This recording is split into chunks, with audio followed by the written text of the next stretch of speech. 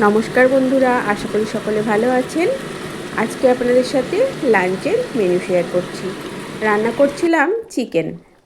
আজকে সানডে নয়, কিন্তু একটু চিকেন খাওয়ার মন হচ্ছিল, সেই জন্যই চিকেন রান্না করে নিয়েছিলাম। আলু দিয়ে যেমন নর্মাল ঝোল হয় সেই রকমই।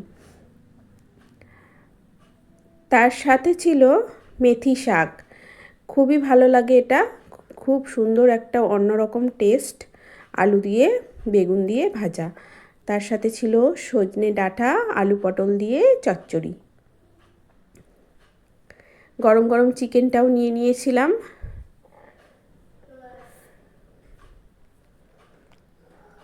এবং শেষ পাতে ছিল আমের চাটনি। ভিডিওটি ভালো লাগলে অবশ্যই কমেন্ট করে জানাবেন আর সাবস্ক্রাইব করে দেবেন। ধন্যবাদ।